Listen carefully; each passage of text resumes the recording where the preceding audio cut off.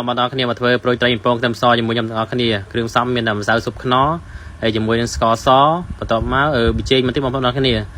ហើយបន្ទាប់មកទៀតគឺខ្ញុំដាក់ម្រេចបន្តិចហើយនឹងទឹកស៊ីអ៊ីវមួយស្លាបព្រាបាយមកនឹងទឹកស៊ីអ៊ីវគោហ្នឹងហើយខ្ញុំដាក់ស្រាចិនតិចដើម្បីមានក្លិនឈ្ងុយបងប្អូនទាំងអស់គ្នាហើយគ្រឿងផ្សំមានតែប៉ុណ្្នឹងទេគឺខ្ញុំចាប់ដើមប្រឡាក់ច្បល់វាឲ្យចូលជាតិហើយបានខ្ញុំដាក់ជាមួយនឹងម្សៅពងមួយកូនពេជ្របងប្អូនទាំងអស់គ្នាមកល្មមមិនច្រើនពេកទេច្បល់វាមកស្អិតល្មមហើយភ្ញៀវគាត់កំងខ្ញុំសុំដាក់ល្ងតិចចឹងខ្ញុំបន្ថែមល្ងឲ្យគាត់បន្តិចទៅគាត់ចូលចិត្តល្ងពេលដាក់ល្ងខ្ញុំចាប់ដើមស្បល់ឲ្យវាសប់មួយល្ងឲ្យវាជាប់មកល្មមហើយខ្លាញ់មិនបើក្តៅខ្លាំងពេកបងប្អូនក្តៅតែមកល្មមទៅបានហើយប្រឡាក់ឲ្យតែប៉ុណ្្នឹងចាប់ដើមដាក់ចូលខ្លាញ់បងប្អូនគ្នាដាក់តាមតាណាទៅវាមិនភ្លើងខ្លាំងតែអានឹងភ្លើងខ្លាំងក៏ខ្លោចដែរ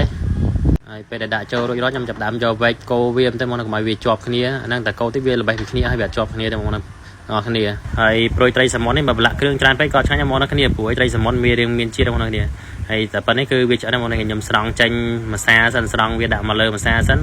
ហើយបន្ទាប់ពីស្រង់ហើយខ្លាញ់ម្ដងទៀតគឺខ្ញុំបើកភ្លើងឲ្យក្តៅហ្មងណាគ្នាហើយខ្ញុំចាក់ចូលវិញបានខ្ញុំស្រង់ម្ដងទៀតខ្ញុំដាក់អញ្ចឹងដើម្បីចុងក្រោយហ្នឹងកុំឲ្យវាជក់ខ្លាញ់ហ្មងណាគ្នាប៉ុណ្ណឹងណាវាអត់ជក់ខ្លាញ់ទេ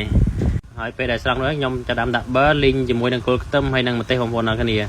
ហើយក្លុកគោវាឈ្ងុយទៅតែប៉ុណ្ណឹងហើយដាក់ប្រួយត្រីចូលក្លុកវាបន្តិចគឺមានក្លិនឈ្ងុយមកដល់គ្នាហើយគ្រឿងប្រឡាក់ឲ្យចាំបំពងឆ្ងាញ់ជាងអាបំពងឲ្យចាំដាក់គ្រឿងតាមក្រោយមកដល់គ្នា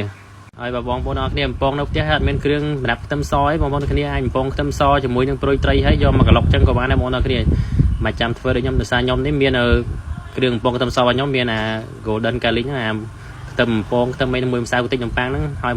តែភ្ញៀវភាគច្រើនកំងប្រួយត្រីចង់បានប្រួយត្រីចង់បានម្សៅបន្តិចនំប៉័ងរបស់ខ្ញុំហ្នឹងគាត់ថាឆ្ងាញ់